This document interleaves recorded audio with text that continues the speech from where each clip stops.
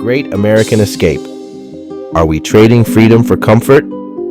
Freedom, the cornerstone of America's identity. But what if the very thing we cherish is becoming too heavy to bear? What if, in our quest for security and belonging, we're willingly surrendering it? Psychologist Erich Fromm warned of this paradox in his 1941 classic, Escape from Freedom. Today, his prophecy is unfolding in plain sight. Let's unravel how. Fromm's main idea is that when people gain freedom, they feel isolated and anxious, leading them to seek authoritarian structures or conformist societies to escape that freedom. He talks about mechanisms like authoritarianism, destructiveness, and automaton conformity. Now, how does this apply to the U.S. over the past 12 years? Firstly, recall major events and trends from 2012 to 2024. The rise of Trump in 2016, the pandemic response, increasing political polarization, social media's role, cancel culture, distrust in institutions, etc. But how do these tie into Fromm's concepts? Fromm argued that freedom, while liberating, breeds isolation and anxiety. To cope, humans seek refuge in three escapes. 1. Authoritarianism, submitting to strong leaders. He appealed of strong leaders like Trump, who promised to make America great again and presented himself as a decisive figure. People might be seeking someone to take control amidst chaos. 2. Automaton conformity, blending into the crowd.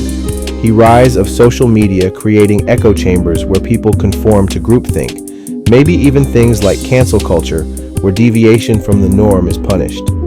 Also, the blending of personal identity with political tribes. 3. Destructiveness, destroying what threatens us. Maybe the increase in domestic extremism, riots, or even the backlash against institutions like the media, science, etc. People attacking systems they feel have failed them. Sound familiar? Let's decode modern America through Fromm's lens.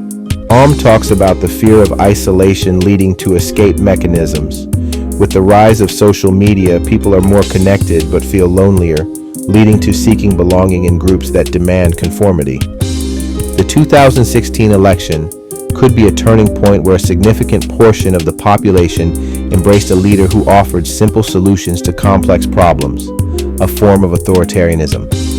Then, the pandemic response, reliance on authorities, government, health organizations, but also the backlash against them, showing both submission to and rebellion against authority, which might be conflicting forms of escape. A billionaire outsider promised to fix a broken system. Millions rallied, not just to a leader, but to a savior. Fromm's authoritarianism isn't just dictators. It's the craving for simplicity and chaos. But it's not just Trump. On both sides, we demand leaders who fight for us, even if it means sidelining democracy. The message? Take the wheel. I'm tired of driving. Political polarization is a form of automaton conformity, where individuals adopt the beliefs of their political group without critical thought. The spread of misinformation and conspiracy theories, QAnon, anti-vax movements, as ways to cope with uncertainty, providing a sense of belonging. Distrust in media and expertise, leading people to seek alternative sources that confirm their biases, another form of escaping the freedom of critical thinking and uncertainty. Economic factors, stagnant wages, income inequality, job insecurity. Fromm might argue that economic stress exacerbates the desire to escape freedom. The 2008 recession's aftermath, Occupy Wall Street, then the rise of populist movements on both left and right, Bernie Sanders, Trump, promising structural change, which can be seen as seeking new systems to escape the burdens of economic freedom. Social movements like BLM and Me Too, while positive, also show a societal push against existing power structures, but could also be co-opted into polarizing narratives that enforce conformity within groups.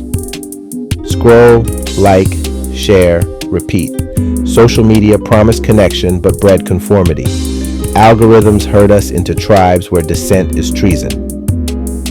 Cancel culture moments. Fromm called this automaton conformity. sacrificing individuality to belong. Liberal or MAGA, the label matters less than the comfort of the pack.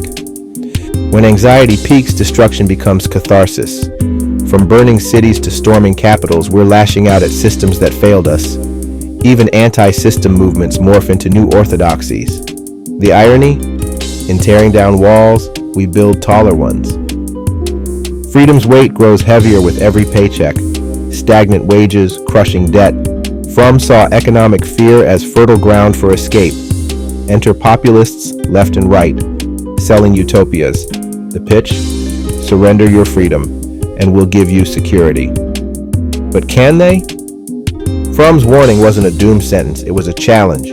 True freedom requires courage, to think, to doubt, to connect beyond tribes. So ask yourself, are we escaping freedom or fighting for what it truly means? The answer will define our next chapter.